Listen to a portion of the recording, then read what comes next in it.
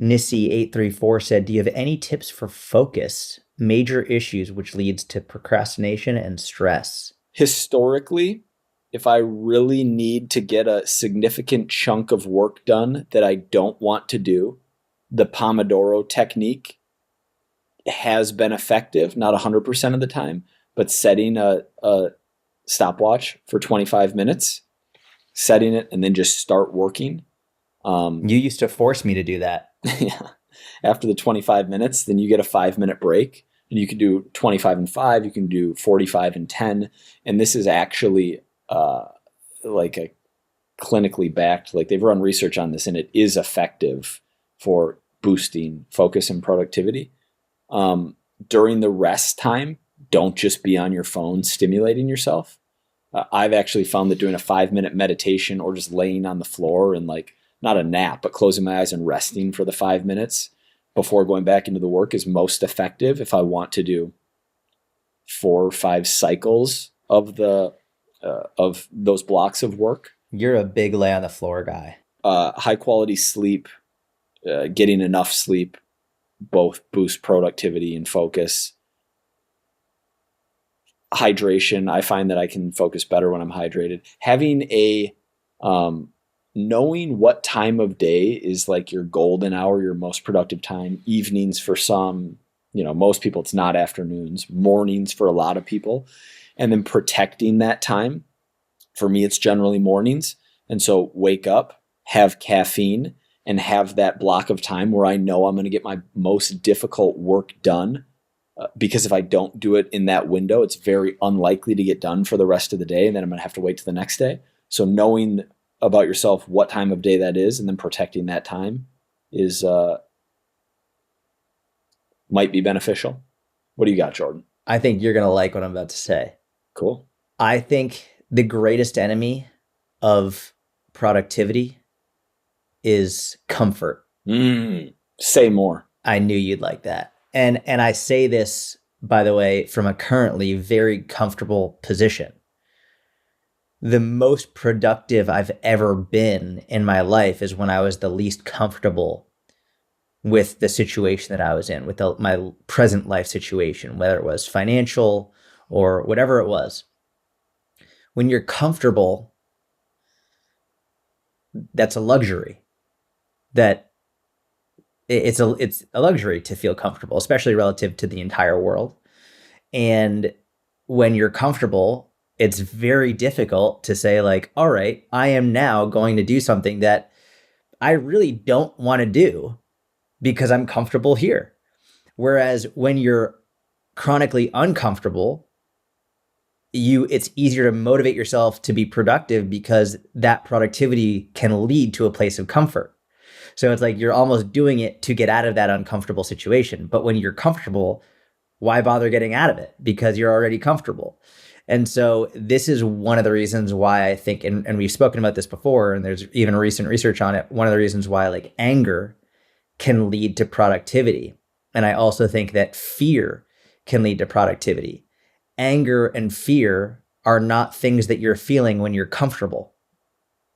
Anger and fear are often things that you want to elicit a change, right? If you're angry at something or someone, or if you're fearful of something or someone, then you're clearly uncomfortable and you'll take action in order to avoid that situation.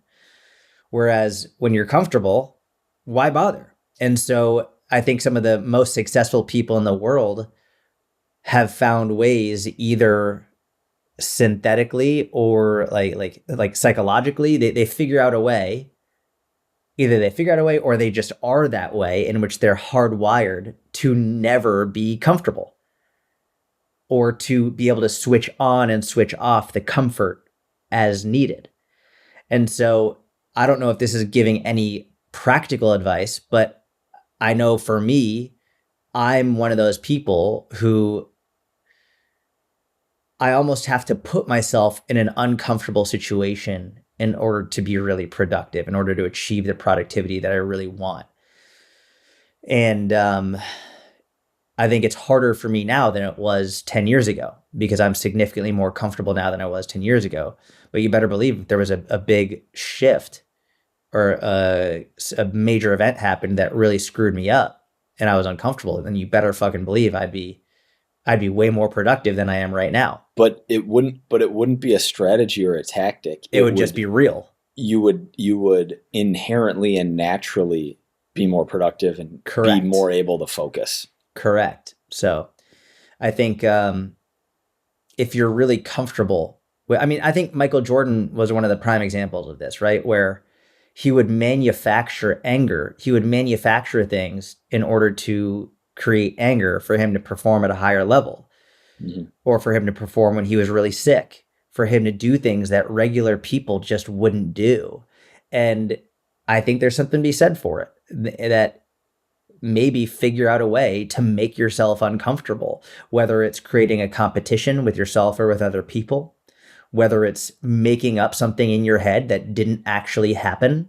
Gary talks about this all the time. He thinks about like what would happen if like his entire family died, and his like literally he's like, if my daughter died and I lost my whole business, like that's just what he thinks about, which is like very morbid to think about, but that's one of the things that he does.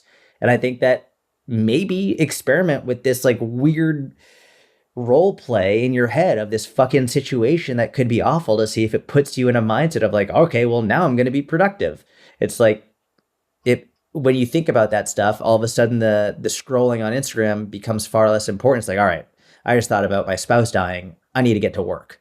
Whatever it is, it might be enough to change your perspective and give you a new mindset to be a little bit more productive. I like it. Discomfort, baby. Great examples too. There's something more meta here that might not be applicable, but ask yourself if you actually want or need what it is that you're attempting to pursue. Because if you truly want or need that thing, it should be easier to focus on it. It should be more inherent. If something, like Jordan's example, something dire happened, like you would just naturally snap into the ability to be productive and focus. Are you chasing something that you think you want, or that you think you should value by society standards, or that maybe you don't necessarily want or need? Yeah.